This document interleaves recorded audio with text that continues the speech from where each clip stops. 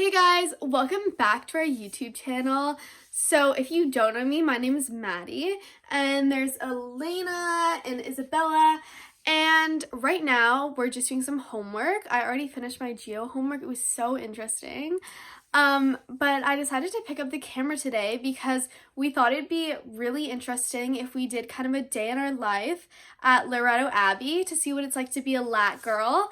So we're going to be taking you along with us in our classes and everything, so stay tuned.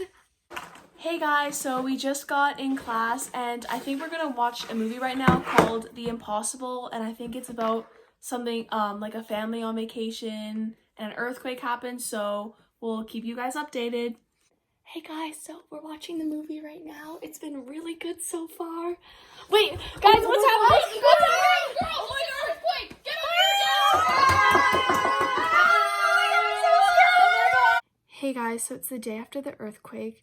It was really scary and really traumatic, but today we walked around the neighborhood and we took some photos of what our neighborhood looks like, and we're going to show you some photos off the computer because we didn't want it to be too graphic for you guys, but this is basically what our neighborhood looks like. So guys, this was the coffee house down the street from us, and it's just kind of really traumatizing for us because we literally go to that coffee shop almost every day after school, so it's just crazy to think that like we could have been in there, but thankfully we're all safe. Okay, so guys, I don't want to make a big deal out of this and I don't want to be obvious, but there's people like this at the grocery store and they're just rating everything, and this is kind of just like what it's come to at this point. Hey guys, so sorry we haven't been vlogging in a while. We just kind of wanted to take some time to process what happened with the whole earthquake thing. But now this is our first day of school back. I'm getting ready. This is my outfit. Got my uniform shirt and everything. So yeah, we're just gonna take you into the school and you guys get to see what our day is like. Bye! Hey guys, so it's about a month after the earthquake and we're back in our geo class. So we have to admit, like, we're a little scared because, you know, it's very traumatizing, obviously, but we're trying to stay focused on the positive and stay focused on school. And, yeah, so we're going to take you guys in and show you what we're doing today in class. So, yeah, enjoy. Yeah, and this is our first time being back in this class. It's like we were literally sitting in these spots. Yeah. So we're kind of a little scared right now, but we're just trying to keep each other positive. Yeah, I think it's be fun. Okay.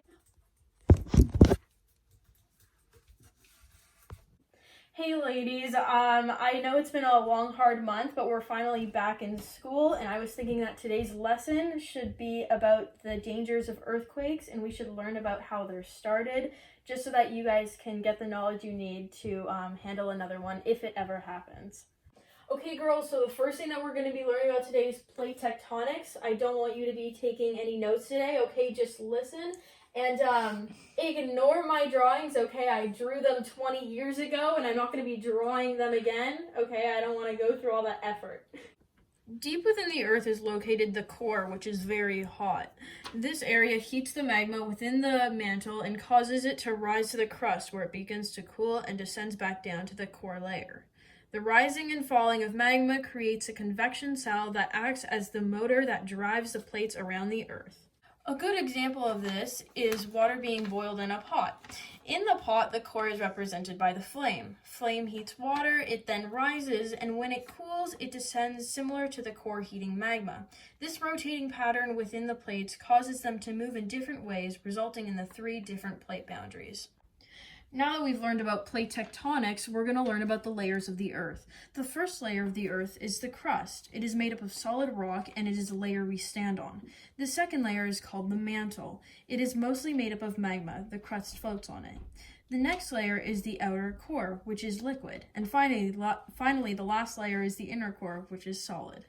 Oh! Okay, girls, there are 3 types of plate boundaries. You have converging, diverging, and transformed fault. Subduction is where one tectonic plate slides underneath one another and merges into the earth mantle. The denser plate is the one that slips under the less dense plate. The younger plate is the less dense one. Collision boundaries form when 2 continental plates collide. Neither plate is forced under the other, and so both are forced up and form to fold mountains. A divergent boundary occurs when two tectonic plates move away from each other. Along these boundaries, earthquakes are common and magma, molten rock, rises from the Earth's mantle to the surface, solidifying to create new oceanic crust. A transform fault is a fault along a plate boundary where the motion is predominantly horizontal. It ends abruptly where it connects to another plate boundary, either another transform, a spreading ridge, or a subduction zone. So can anybody tell me about the effects of earthquakes? Maddy. So I searched it up and it says that it causes tsunamis, volcanoes, fires, aftershocks, mudslides, and so much more. That's very true. Good job. Yes? So, what should we do next time if there is an earthquake? Drop, cover, and hold on. Don't stand in a doorway. Be preventative. Don't go outside. Elaina? But sir, I still can't picture how an earthquake works. You know what? I have the best experiment for you. The materials you will need for this experiment are 3 bricks, a piece of string, elastic or bungee, tray of water, paper, pen, and blue tack. The purpose of this experiment is to simulate an earthquake. Through our observations, we will examine the mechanics of an earthquake and how they work. Put 2 bricks together on a table and on. Put the 3rd brick on top, tie the string around it lengthways, and hook the elastic or bungee into the string. Draw a thick black line on the sheet of paper, cut it in half, and stick the 2 halves onto the side of the upper and lower bricks with blue tack so the line looks joined up. Put the tray of water onto a nearby table, pull the elastic gently, stretching and stretching it until suddenly the top brick slides. This is what your experiment should look like when you first set it up. So the bricks are in place, which means the plates are stable. The water is still, which means the water is untouched. And the thick black line is intact, which means the ground is together.